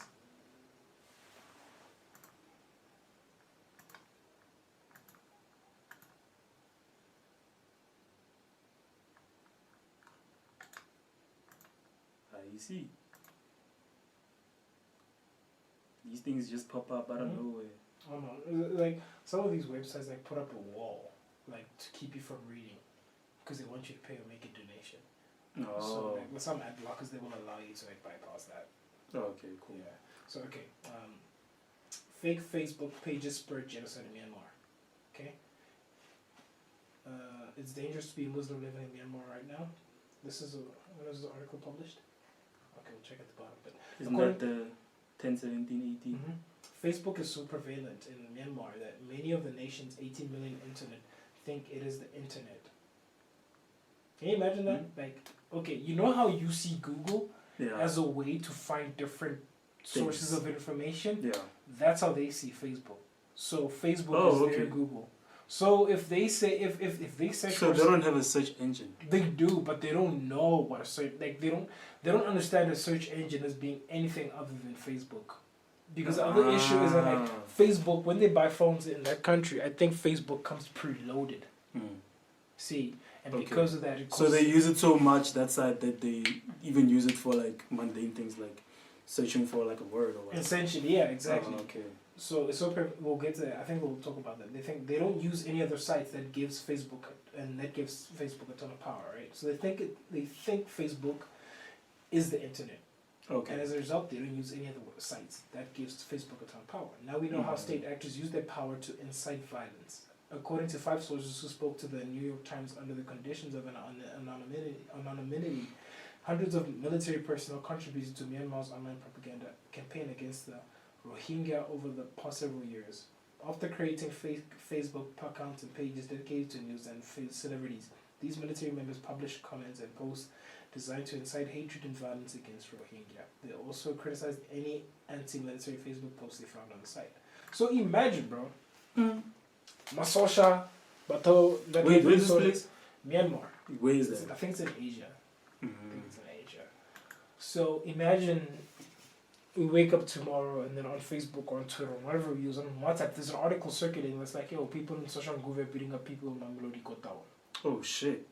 Right? Yeah. And then it turns out they say we don't that say we don't easily yeah, so say we don't know how to use Google. We're like, oh shit, for real? Fuck that. And then people start walking around and like go in Central Pretoria and they're like, yo, where you from, my nigga? Hey, yo, this nigga's from Social, kick his ass. And like, easily. Just because nobody else knows. Just because they don't know how to, like, they think or they believe that, like, Facebook is the go-to source. Yeah, it's the internet, right? Just like some people think Google is the internet. They don't know about Bing, they don't know about DuckDuckGo, they don't know about MSN Search, they don't know about it. Like, they don't know how else to look for information. Yeah, exactly, right? And that's the problem. All right, let's see this thing. But then, like, how do you search for, like, a mundane thing, like, on Facebook? Because, like, if you search, let's say, for instance, like, you want to search the color black, but, like, in terms of how it's spelled. Yeah. You know, like, when you're trying to search something, like, okay, I want to type in black. No, I don't think they're like, okay, I'm not sure. Like, just to basically get the correct spelling. Yeah, I don't like. So they'll go, like, on Facebook and then type, like, black, like, BLAK. I don't think they use it for that. I don't think they use it for that, bro. I don't think they used it for that. Maybe they'd use, like, I don't know. I can't say, I don't know. But, like, what it looked like they were using Facebook for was to find out if things are true or not. Because I think that's what most people would do for, like, a search that's engine. The news. Yeah, exactly. They'd be looking at it as like as a sole provider of truth, like Facebook tells the truth all the time, right? And the other problem is that like in most of their phones, Facebook would come preloaded. I see. And they just like start using their account. They just like set up an account, or like the telecom provider would like set up their account. And they just like, use it, and then that's that. Yeah. And that's pretty much how like. So imagine like the government was able to buy ads that would influence like, or the buy ads for fake articles that they'd write, for fake news and things like that. Yeah. Right? Okay, so let's see this thing. Trump. But okay, let's take a break and then like talk about that. Like I think like it's kind of freaking me out. Bruh. It's fucked up. It's definitely fucked up. It's definitely fucked up. Nah, it's too much, bruh. Like even just the fact of a person is actually watching you, what Facebook is doing is actually pretty nail biting and straight up creepy. Because I mean, you know, because I don't think that's like the only bad part of it. I think the other thing is that like if tomorrow it happened in South Africa, how would we be able to verify like something is true, right? Cause yeah, but with us as still we have multiple sources. We have, but they all talk about the same shit. That's what's freaky. Like, have you ever watched the news channel in South Africa during the day? Okay, like I'll watch ENCA, I'll watch news, I'll watch like SABC News, yeah, and then I'll watch like what's the other one? 4-3, 4-4, 4-5. Fuck. I think it's E-News. E-News, Newsroom Africa, I think as well. I'm not sure. Yeah, There's three of them. But like at any given point in time, they'll all be talking about the same thing. The bulletins will be the same. Yeah. And then when the Zondo Commission is on, they'll all be tuned into the Zondo Commission. Yeah. I'm like, what the fuck? You telling me there's nothing else happening in South Africa? You guys are all telling all three of you want to show us like the Zondo Commission right now. Like there's nothing else happening in the North and West that's newsworthy. There's nothing else happening in the Eastern Cape that's newsworthy. There's nothing else happening in the Northern Cape that's newsworthy. Yeah. The problem is, Jorge, when popularity makes you money, is what like it causes a problem in like in being able to deliver like I believe genuine journalism. I'm not a journalist myself, but I think like if I were to, if money, putting money into any kind of situation, I'm not saying they shouldn't make money. Yeah. I think they should, but they should definitely try to find like a way to like just remain profitable and still try to like be a genuine news source as opposed to just be like like an average news source. Yeah, where you're all just covering the same topic. It's a copy paste from and the only time from SABC or whatever. You know what I'm saying? And the only time you're giving out like actual factual helpful like news topics or information is when like everyone's tuned in. Like when you have like playtime at night, because like like you watch the programs late at night, they're much more interesting than during the day. Yeah, where you're watching like investigative journalism when they're going after people who are scamming people, that's newsworthy.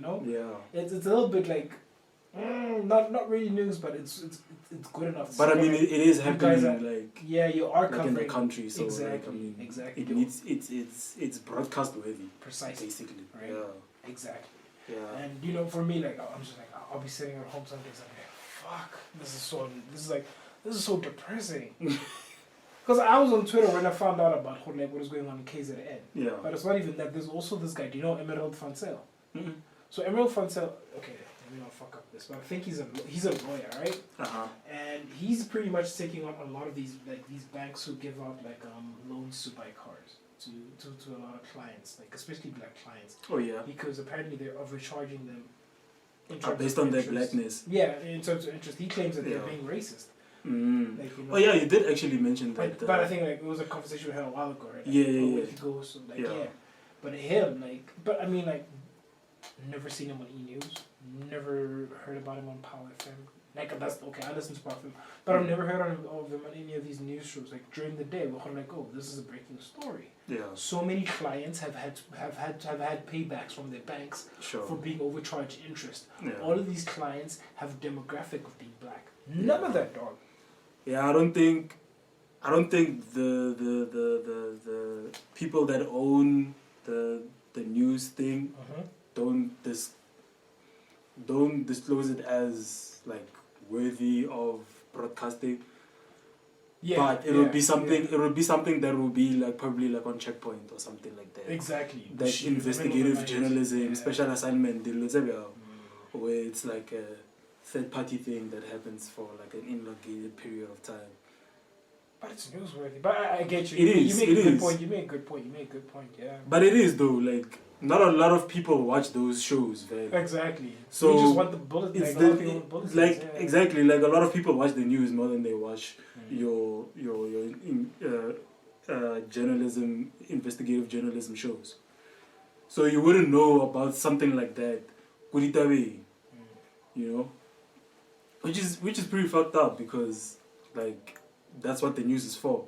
Is to basically inform you about the things that are happening around you. Exactly. Or even if it's the smallest thing, but if it also impacts you as a person, also as a black person, obviously, Nteya Daman is pretty fucked up because why do banks give you higher interest rates because you're just black, and then the white people they get lower Nteya. I think the rationale that they use are they were like, well, black people are more likely to default. But still, dude. It's fucked up. Oh, why are we paying more? Niggas don't pay, son. We arguably the more poorest race in SA. So obviously we should be on the flip side of that spectrum. But that's the irony of it, is that because we're less likely, we're getting charged more interest. But okay, check this out. Claims of this from MoneyWeb. Claims of discrimination against black F&B customers heads to court. More than 4,000 bank customers claim they were charged 30% more than whites on mortgage loans. Fuck! They put a paywall in this shit. Okay, I can't read this already, but fuck that shit. I'm gonna pay for that shit. Motherfuckers, they ruined the momentum of this. Alright, fuck it, let's go to Trump. Trump consultants use Facebook site sold information, right? Facebook was scandalized by reports on Saturday. The company feeling surprised when they were busted for selling the private information of 50 million users. Yep. Imagine, bro, 50 million people. A consulting firm hired by Trump campaign, the New York Times reported, used sophisticated techniques to purchase Facebook information for political gains in the 2016 campaign. The liberal community is starting to cry for impeachment over the shrewd business tax employed by the president. Chanting alongside the shots of the liberal left is a call for relations to be posted on Facebook. What was originally called a breach of user guide. Okay. Alright, I'm too drunk to read this. I'm reading way too fast.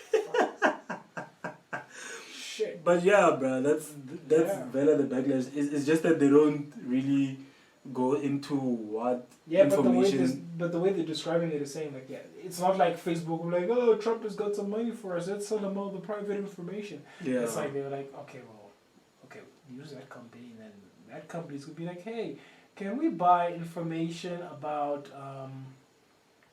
people who maybe want to keep their guns, who don't like gun control, but want to shoot it at the same time? Yeah, something like that, right? Yeah. And they're like, okay. Yeah. Wait, and then okay, great, okay. Wait, we have a couple of more filters you can use. Can you make sure that they live in these states? Maybe Texas, maybe blah blah blah. Maybe they probably did some funky shit. Like they probably pinpointed the people that he caters for, and then he was like, okay, you know what? Give me that information, and then I'll just advertise to these people specifically, so that I know that my vote is guaranteed with these people. Yeah, that's a very interesting story to read. Bruh. So that's why you went to court and all that stuff, dog. But you don't learn, dog. But Trump, you don't learn. Trump is definitely an asshole. He's a big asshole. Yeah, I mean, come on, dog. From you fired to I'm the president. Dude. Holy shit, man. Come on, dog. So fucking crazy. We live in a time where somebody was like a TV celeb. And then after they became a TV celeb, I'm gonna stop here. And then we'll switch cameras real quick. So we went from living in a time of we're living in a time where fuck, what did I say? Fuck, what was I saying? Fuck. Trump is an asshole. Oh, we're living in a time where a celebrity became a president. Yeah. How fucking crazy is that? Yeah. Imagine Drake being the president of Canada. It's interesting because here's the thing about Trump. Trump said he's not gonna. Well, he did, but I mean, but he's just an asshole, man. Yeah, he is. He's an enabler, man. Because he allows people to get away. He allows white racists and shit like that to go on. He doesn't condemn. He's not a leader, in the true sense of the word. Bro, I'm not gonna forgive him about what he did to Mike Tyson, because he was. Trump was Mike Tyson's financial advisor. Really? Yeah, and then Mike Tyson went bankrupt, so... Holy shit, let me check this out. That shit was insane, though. I was like, nah. If a person was in charge of your money and you still didn't have money, at the end of the day, how? What is this, dude? How could you never take financial advice from Trump? Dude. But that was the time when he was still young, bro. Before apprentice and all that stuff, bro. Yeah, but I mean, that guy, he got, this is how he describes it. He's like, I got a small 10 million... No, he did. Exactly, dog. 1988. Yeah, when Mike Tyson was still at his peak, bro, when he was knocking niggas out in the first round, bro. Oh, Jesus. That man was his financial advisor. What the And dude still went bankrupt after that, dog. Yeah. Oh, God. But I mean, that Joe. Donald Trump what kind of financial advisor are you, bro? Donald Trump doesn't come from the mud, bro. Like, his dad gave him a loan of millions or some shit like that to start flipping houses. Sure. Right? I didn't know that. Yeah, I mean, bro. it could have turned out well, but like, yeah. Yeah, I don't know what happened in that story, but the fact that Mike Tyson didn't come out But did he? as rich as he should have been. But it doesn't say like. But I mean, like Mike Tyson was making like bad financial decisions anyway. I think he was buying like, tigers and shit. Yeah. So he was great. He was getting crazy. But I mean, as a financial advisor, obviously, I would advise you not to do that. Yeah, exactly. You know? Like, Yeah. don't buy a tiger, bro. Like, this thing can basically kill you. But it's not binding. Like if I tell you don't buy juice, you probably be like, okay. Yeah, like, it's advice at the end of the day. Like Exactly. it'll depend on you as the person that has the money if you're going to use the money the way that you want to use it at the I end have of no the day. You know? idea. That's crazy, bro. So yeah, bro. Like Joe. From there, bro, I was like, Joe, Mike Tyson is a world class dick. World class dick. Oh man.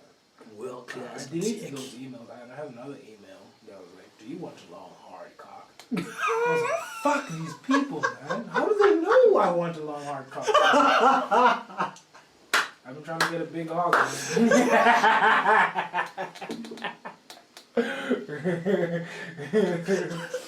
They're on to me, man. Do you want a long hard cock?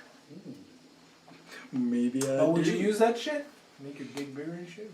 Nah, bro. Why not? I think it has like a lot of side effects and shit. Like, what do you think would happen? Like your dick falling off. But you got a long dick, though. It's gonna fall Dude, off. come on. It's still bro. yours, Like, though. Right? I mean, if you had like a normal sized penis and then all of a sudden you have this big ass thingy, bro. Obviously, there's some enhancements that happen down there, bro. You gotta work. I don't know if it's artificial. Maybe they put like a skin looking like strap on you, and then they just like attach the nerves so that you can like feel it or whatever. But nah, bro. I don't think I would, bro. You wouldn't? Nah. Fuck that shit. I I don't know. That's the thing about me. I can't say I wouldn't until me hearing the pitch in person. It's like, listen, man, your dick is gonna be so and so big, and I'd be like, oh man. Oh, this dude. I don't know yet. How long are we talking? Give me centimeters, man. Okay, I'm not gonna take that shit. Centimeters? Nigga, I'm talking about meters. Meters. No, but there was a guy in Mexico who had a fucking dick that was like 2 or 3 meters long. For real? Yeah, apparently he used to put weights on it to just make it longer and shit. But what the hell? But he fucked it up. He can't get hard. He can't use it. It's too big.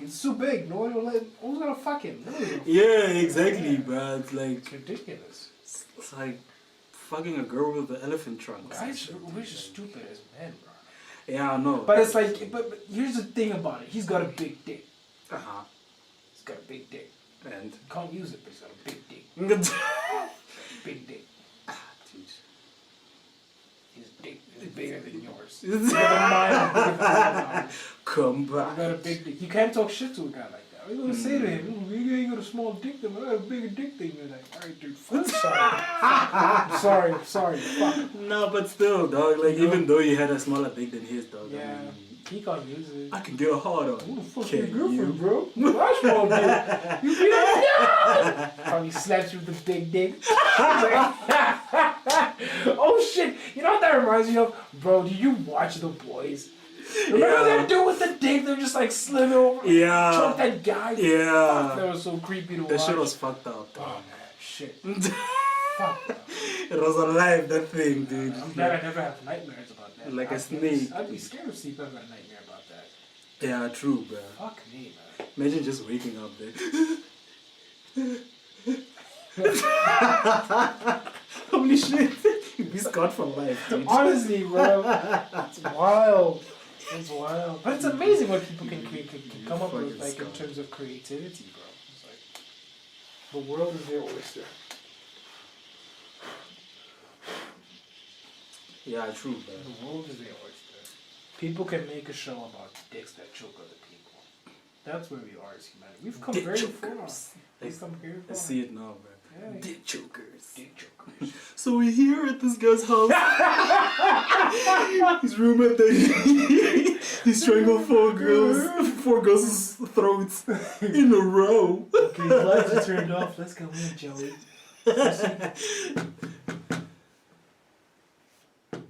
Hi, this is Catherine from Dick Chokers. Get out of here! Don't talk about my dick and TV! I can kill you! Get here, bitch!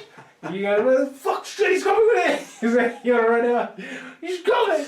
Get that camera out of my face! Like, ah, shit! Looking like cheaters, but with tripping over dicks. someone's dick, just like sliding on grass like a long snake. You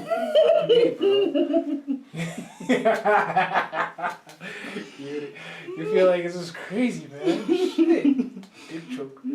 That's a great. I'd watch that. I'd definitely watch that. I'd also watch it though. Dick chokers. Dick Chokers. Season 1. Are you ready for the longest dicks? Hi, this is Catherine from Dick Chokers. Holy shit, man. Nah, bro. That would terrify me though, man. Yeah, bro. I'd also be terrified of that. Cheers to dick chokers. Dick Chokers. Dick chokers. We cheers to that stuff. That's right. That's right. Like, it's just crazy how far they've come with TV, man. Like I'll be listening to a podcast on like loudspeaker and like they'd be swearing and shit. My dad would be like, "Why about Ohana, man? Why do they swear so much?" Like, bro, like I'm like, bro, you used to listen to Richard Pryor stand-up comedy. You know, Richard Pryor, that motherfucker swears. Yeah, like this like tomorrow. every second sentence, bro. It's like, fuck. Yeah. Pussy, no. Yeah. It's just like crazy, but like he was so funny, dude. But he was so funny. He was an amazing person. He was an amazing person. His comedy is a comedian. Yeah. Like, There was this one show that I watched. I think it was the Apollo. Mm-hmm. Steve Harvey. Yeah. No. Richard Pryor's son went to that because it's scary. You know, Richard Pryor when he became famous, he got famous because of the Apollo Live. Yeah. Because it's one of those talent shows like America's Got Talent. They feel like kid in the deep end, man. Hey, man, that first set of his, like people weren't feeling it. They weren't, cause they booed him off, bro. He was just trying too hard to be like his dad, and he looks like him. That's he does, bro. And then Steve Harvey was like, "Nah, bro, let me just give you a second time. Then you just give you a second chance, bro. Redeem yourself." They shouldn't have done that to him. I feel like they really betrayed him. But he got like a better reception than the second time. I didn't watch it. I need to watch it, man. But like, yeah, I need to watch it. Man. It's so fucked up how they did that to him. Yeah. It's so fucking ass. But then that's also the thing. He lived in his dad's shadow. Yeah. Because of like the type of comedian that he is. But that's he's the exact copy of Richard Pryor. So obviously, if you're going to do jokes like that, bro, like if you're not Richard Pryor, then they won't deliver the same. You know, even if you're his son or whatever, they won't hit the way that Richard Pryor's ones were hitting that time. Yeah, but exactly, this is exactly what we were talking about earlier, like in terms of like music. Yeah. Like, it's crazy that like people want to pursue a niche that is like, I don't want to say it's like there's no such thing as too much, because like there's probably like trap music in French, there's probably trap music in Spanish, there's probably trap music in German. Yeah. You know, like even in China, bro. you know, Japan, South Korea, all these different places. So I don't want to say like they should like any musician shouldn't, like, especially in South Korea, shouldn't like pursue trap music, right? Yeah. But like if you're going down that route, you expect it's gonna be a tough act to follow. Yeah, right? of course. You need to be able to like to do something. Because that's the thing, you always in somebody else's shadow from there, exactly. like from jump. Like exactly. If you're like a trap artist, you have your Young Thugs, your Travis Scott, and all those people like behind you, in your subconscious, doing those ad libs, fairly. So Joe, it's one of those things that, like I said before, like people just need to embrace weirdness, bro. Like, because in weirdness, there's an originality about being weird. You know what I mean? So yeah, man, it's one of those things where people just weird is cool. Weird is cool. Definitely weird is cool, man. I've met some weird people in my life, bro. Yeah, same. You're one of them, dog. Remember when you used to do that shit where it'd be like. That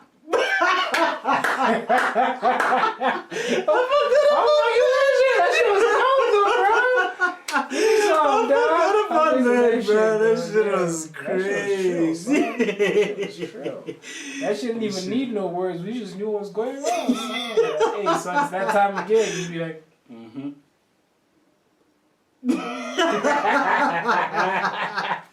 I didn't even know what the fuck was that about. Oh, dude, hey, Joe, you just reminded me of something. I forgot, man. Oh my goodness, dude. Fuck.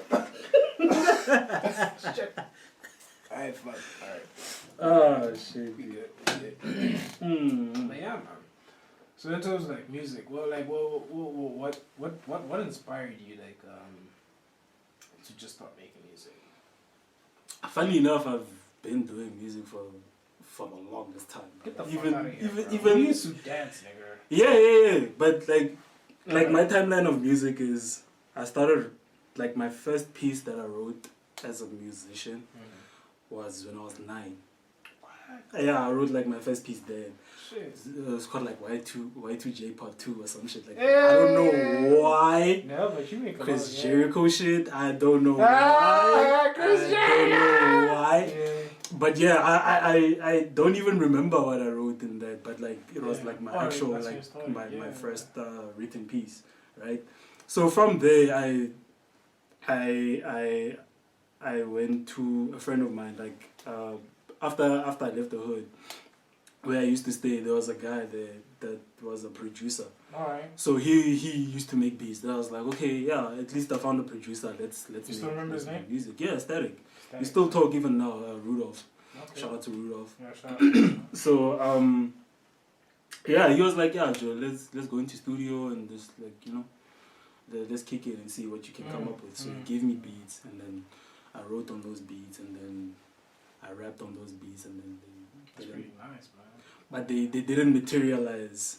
Funny enough, I don't know why. What do you mean? Like the song never came? The song never came. Yeah, Oh, I recorded and everything, but the song didn't come. So I was like, okay, maybe it wasn't my time, cause yeah. But I mean, out of not come, like was like you not putting in the work or just no. It was just things that didn't emerge properly at the time. That's why I was saying maybe it wasn't the time for me to actually do it. Yeah, the sound as well. Yeah, because he was also telling me that Abdali dope and stuff, but like your sound is very basic. It's like another person would go on this beat and just like body it. You know what I mean? Even though you come with your own approach to it, but like like there'll definitely be other people that will do better than you on that beat. So I was like, okay, sharp, it's fine. Then the dancing phase came, and then I left the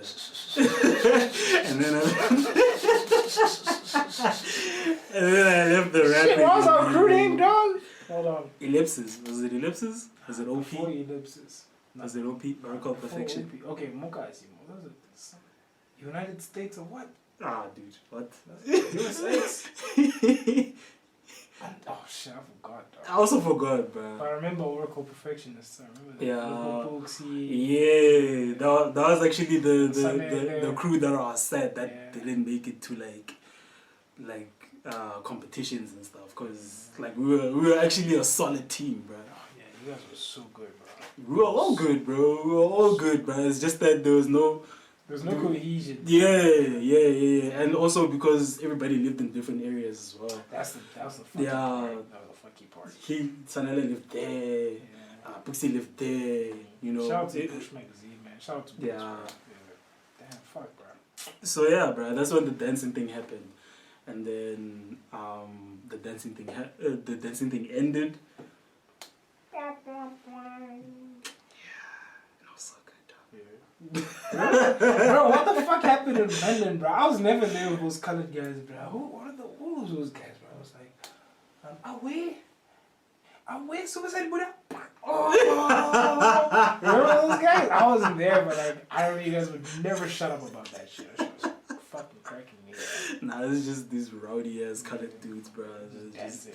They were just obsessed about niggas just dancing, but they just wanted to see a nigga just breaking down in front of them, like, yo, shit! You know? They were so obsessed, those dudes, bro. But it was all love at the end of the day, bro. So yeah, man. That's all love, man. That's a great part, yeah. Yeah, so like, yeah, Joe, after that,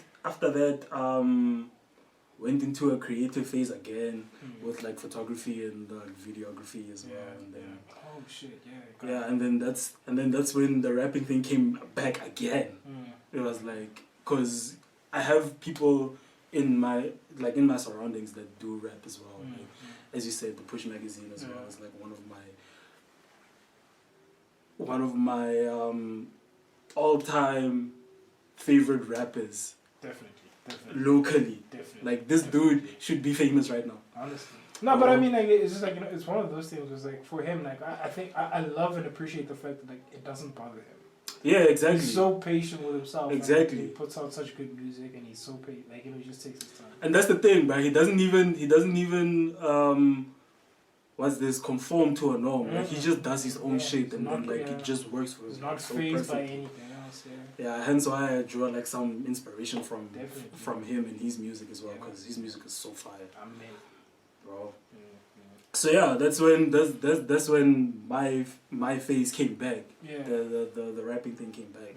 I was like, okay. And also a friend of mine as well, Offense, shout out Fuki. He's also like another inspiration of mine. Yeah. We actually started like when I told you that I came back. Yeah. Like me and him started doing it together. Man, Alright. there. Yeah. So yeah, his stuff is also fire. So. Well, what is his handle? What is your handle like? Put it out there. Let's hear it. My handle is at salute_blitz. Salute_blitz. And then Fuki is I think there's like periods there, but like it's FUKI. Alright. And I think he abbreviated the his name. So it's F.U.K.I. And then underscore or something. But then if you go to my page, it's different. You'll probably find he's on Instagram? What's your He's handle? on Instagram. On Instagram as well. Yeah. Alright. Yeah. So you heard it. Salute_blitz. Yes, Follow sir. them on Instagram. Yes, sir. Yeah. That's what I do. Also photographer as well. So It's photography. and videographer. Yeah, bro, like videography, man. What the fuck? Yeah, dude. Bro. And that's like my first love, dog.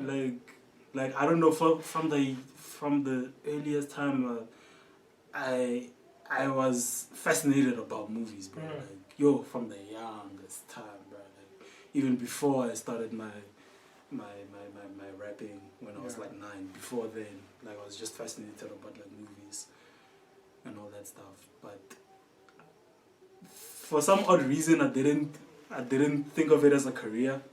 Because I mean, I was raised in an old school household where do lots of time about doctor, lawyer, whatever were the main things to pursue at the time, and 100%. nobody in the black community would say, "Yo, I went through thingied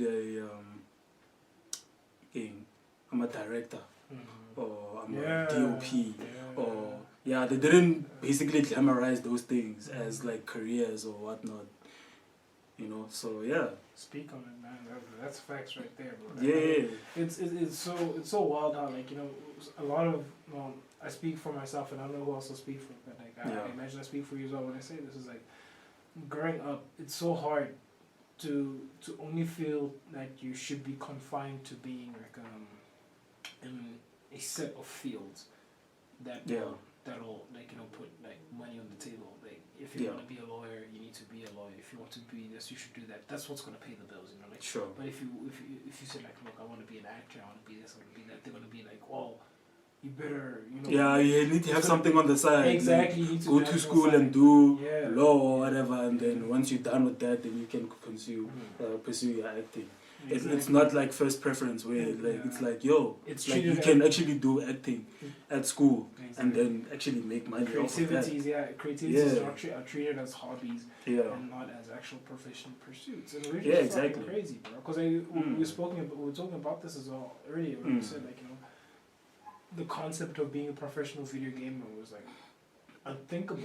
15 years ago. Yeah. But like now it's like, well, if you're good enough, you can do it. Yeah. You could actually like touch a milli. Exactly. Like in a year, even like if you like that good. You know what I mean? So yeah, bro. Like that's. Oh, but I had no idea you were into like movies and shit, bro. Yeah, I was, bro. Like photography just came one day, because the story about like me going to photography was actually a weird one. Yeah. Because I was doing a video shoot for a listening session, right? Okay. So I'm there with my camera as well.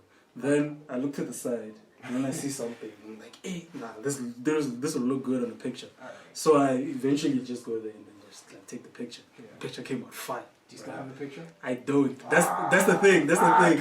The picture got lost. The picture got lost. Like nobody knows where this picture is, bro. But everybody saw it. That was there on that day. They were like, "Yo, bro, this shit is fire, bro. Like just go into photography as well. Like you can dabble into both of them as well." So I was like, "Okay, sharp." Then the picture didn't come.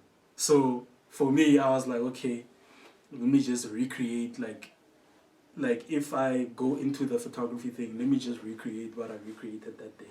And then definitely, man. So that's when it came about, because I was just doing video and then all of a sudden I took a picture and then it just turned out to be a fire picture. Let me tell you something about videos and pictures. I mean, I'm not a professional photographer like yourself. But you dabble into like photography. I dabble, and I realized I'd find a good picture while I was like walking around with the camera, like it's a video. Yeah. So you'd be walking around with it looking for like a shot, and I'm like, okay, this looks great, and like you stop and you're like, wait, okay, let's see on the camera, and you take a picture, like, okay, yeah, it looks great, doesn't look great, because I don't see myself as a very technical photographer. Sure. Well, I'll be like, oh, okay, we're gonna fucking set the ISO here. Fucking change the aperture. Let's get the contrast right there, John. Is that good? I think I like that. Zoom out a little bit. Give us a little bit more millimeters and shit like that. No, man. I'll just be like, does this look good? Does this feel good? Like, I really go for the feels. I don't know how you do it. How do you do it, bro? Because I'm trying to go into professional, like, I'm kind of technical with it, But it also goes with the feel as well.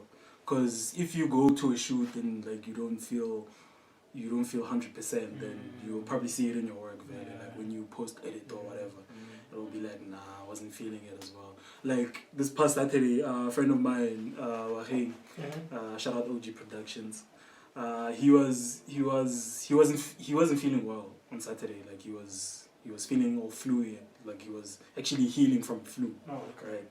So nigga got COVID, son. That was a flu. Otherwise I'd be dying right now. Shout out to BX, son. Right. So he wasn't feeling like 100%. So, but then he wasn't doing a lot because like he's a director basically, but he's also a videographer, photographer as well. Yeah. So he was also taking pictures as well on that day. And then he told me that he was feeling a little bit down that day, so he didn't really put his 100% into it. But then when I looked at his pictures, I was like, nah, what are you talking about, bro? What is this? That's the technical side of it, right? Yeah, exactly. Like, even though, like, you feel all down and shit, like, you can actually, like, redeem yourself from that downness. It doesn't really have to, you don't really have to see it in your work, like, you know. You don't have to rely on, like, how you were feeling. Like the way exactly, but like sometimes you can't you can't help it, you know. Like feeling is everything, bro. Vibes are everything, in whatever you're doing, you know. So yeah. All right, man. I think it's a good note to close it on, man. Like, just always trust your inner gut, right? Yeah, almost there, bro. All right, bro. Don't just conform yourself to whatever. Yeah, definitely appreciate you coming onto the show. Thank you, bro. Thank you for having me on my show. Hey, I'm a guest today, motherfuckers. My name is...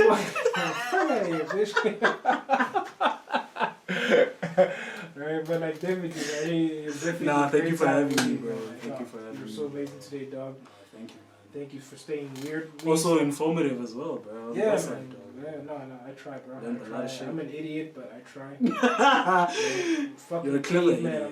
I'm a caveman, dog. I'm a caveman. Oonga boonga, son. You gonna read some articles, son.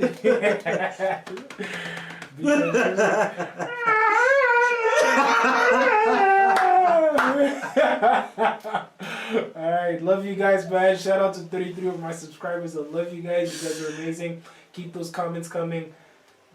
Dislike, like, criticize, share those positive reviews. I love it so much. It's been an amazing journey so far. And I know the last episode was fucking funny because it was some pictures of me. I'll tell you what happened. I was using my personal phone for shooting my videos, my video feed like here, and my phone died. So I had to try and record that over again. But like as though I was acting, right? I told you about this, right? Yeah. It was so fucking weird. And I had to have moments where I'd be pretending like Prumzita had just spoken. I'd be like, it was fucking terrible. You have to act it out. But like, yeah, I just had to fucking just try to see like if it would work. And eventually I'd be like, okay, it doesn't work. Let me just like go with the pictures. Let me try to make the pictures entertaining. Let me try to use some gifs to tell like when I'm telling stories and shit like that. Just to like keep it like make it a little bit more interesting for people. But like yeah, I was happy I tried, even though it didn't work out like the way I wanted it to. But I was quite happy with that. And I think if I leave you with a little gem, let it be that today. That never, no matter how hard or how bad you think things are, as long as you tried, you never know what you've learned from it. You could don't give up. Yeah, thank you. Don't give up. Amen. All right, love you guys. Check you out next time.